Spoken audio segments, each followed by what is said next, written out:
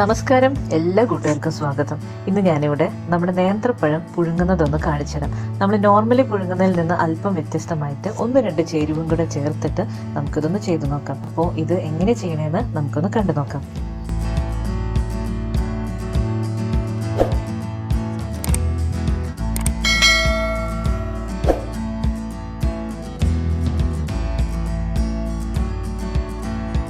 ഇതിനായിട്ട് നമുക്ക് കുറച്ച് നേന്ത്രപ്പഴം എടുക്കണം. അപ്പം നമ്മുടെ അളവിനനുസരിച്ച് നമുക്ക് എടുക്കാം കേട്ടോ. ഞാനിവിടെ ഇപ്പോൾ 4 എടുക്കുന്നത്.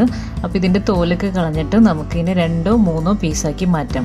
പിന്നെ വേണ്ടത് തേങ്ങാപ്പാലാണ്. അപ്പോൾ ഞാനിവിടെ 1-ാം പാലും 2-ാം പാലും എടുത്തിട്ടുണ്ട്. ഇപ്പോൾ ശർക്കര എടുത്തിട്ടുണ്ട്. അപ്പോൾ ശർക്കരേനെ നമുക്ക് കുറച്ച് വെള്ളം ഒഴിച്ചിട്ട് ഒന്ന് ഉരുക്കിയെടുക്കണം, എന്നിട്ട് അരിച്ച് പാനിയാക്കി മാറ്റണം. അപ്പോൾ ഞാനിവിടെ 3 അച്ചാണ്, ഇതുപോലത്തെ ഒരു 3 അച്ചാണ് എടുത്തിട്ടുള്ളത്. നമുക്ക് വേണ്ടത് ഇനി 2 ടീസ്പൂൺ നെയ്യ് വേണം. ഇത്രയും സാധനങ്ങൾ മതി. ഇനി നമുക്കിത് ഉണ്ടാക്കാൻ നോക്കാം. ഇതിനായിട്ട് പഴം ഞാനിവിടെ തോലൊക്കെ കളഞ്ഞിട്ട് ഒരു പഴത്തിനെ ഞാൻ 3 പീസാക്കി മാറ്റിയിട്ടുണ്ട്. നമുക്കിനി ഒന്ന് വേവിച്ചെടുക്കണം.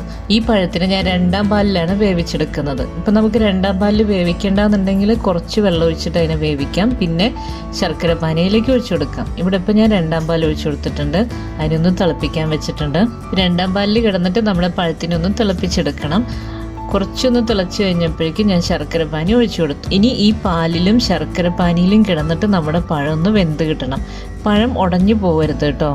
ഇപ്പം ചിലർക്ക് തിക്ക് ഗ്രേവി ആയിരിക്കും ഇഷ്ടം, ചിലർക്ക് അത് ലൂസായിട്ടായിരിക്കും. അപ്പോൾ അത് നമ്മളുടെ അളവിനനുസരിച്ച് നിങ്ങൾക്ക് അതിൻ്റെ തിക്നെസ് കൂട്ടും കുറയ്ക്കുകയും ചെയ്യാം. അപ്പോൾ അതിനനുസരിച്ച് കൂടുതൽ വറ്റിച്ചെടുക്കാം, അല്ലെങ്കിൽ ഇത്തിരി കൂടെ ലൂസാക്കി എടുക്കാം. അതൊക്കെ നിങ്ങളുടെ ഇഷ്ടത്തിനനുസരിച്ച് മാറ്റാം.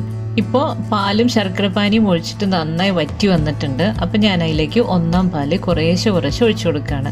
അത് നമ്മളെ അളവിനനുസരിച്ചിട്ട്, ഞാൻ നേരത്തെ പറഞ്ഞല്ലോ, ഇപ്പോൾ തിക്കായിട്ട് വേണമെന്നുള്ളവർക്ക് കുറച്ച് ഒഴിച്ചു കൊടുക്കാം, ഇത്തിരി ലൂസായിട്ട് വേണമെന്നുണ്ടെങ്കിൽ ഇത്തിരി അധികം ഒഴിച്ചു കൊടുക്കാം.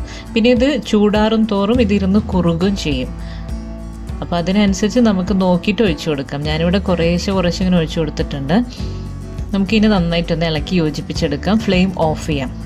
2 ടീസ്പൂൺ നെയ്യ് ഒഴിച്ചു കൊടുക്കുന്നുണ്ട്. ഇനി 1 ടീസ്പൂൺ ഏലക്ക പൊടിച്ചത്. ഇപ്പോൾ ഫ്ലെയിമെല്ലാം ഓഫ് ചെയ്തിട്ടുണ്ട്. ഇനി നമുക്കിതിനെ നന്നായിട്ട് ഇളക്കി യോജിപ്പിച്ചെടുക്കാം. അപ്പം നമ്മുടെ പഴം പുഴുങ്ങിയത് തയ്യാറായിട്ടുണ്ട്. ഇത് ഏതാണ്ട് നമ്മൾ പഴം പായസം കഴിക്കുന്ന അതേ ഫീലിൽ തന്നെ നമുക്ക് വരും. പായസം ഉണ്ടാക്കേണ്ട ബുദ്ധിമുട്ടുമില്ല, എളുപ്പമാണ്, എന്നാൽ നല്ല ടേസ്റ്റുമാണ്. എന്നാൽ പുഴുങ്ങിയ പഴം കഴിക്കുന്ന ഒരു പ്രത്യേക ടേസ്റ്റ് കിട്ടുകയും ചെയ്യും നമുക്ക്. ഇതൊക്കെ ഒന്നും കൂടെ ഒന്ന് കുറുകി വന്നിട്ട്, ഞാൻ കുറച്ചു നേരം ചൂടാറാൻ വെച്ചിരുന്നു. ഇപ്പം ഇതെല്ലാം ഒന്നും കൂടെ ഒന്ന് കുറുകി വന്നിട്ടുണ്ട്. അപ്പോൾ ഇനി നമുക്ക് സെർവിങ് ഡിഷിലേക്ക് മാറ്റാം. നല്ല ടേസ്റ്റി ആയിട്ടുള്ള പഴം പുഴുങ്ങിയത് തയ്യാറായിട്ടുണ്ട്. നല്ല രുചിയാണ് കേട്ടോ അത്. ഇപ്പോൾ പഴമൊക്കെ പുഴുങ്ങുമ്പോൾ നമുക്കൊരു വെറൈറ്റിക്ക് വേണ്ടി ഇങ്ങനെയൊന്ന് ചെയ്തു നോക്കാം. നല്ല ഇഷ്ടവും, കുട്ടികൾക്കൊക്കെ നല്ല ഇഷ്ടവും. എല്ലാവർക്കും ഇഷ്ടമായി കാണുമെന്ന് വിചാരിക്കുന്നു. അടുത്ത റെസിപ്പിയുമായി ഇനിയും കാണാം. നന്ദി, നമസ്കാരം.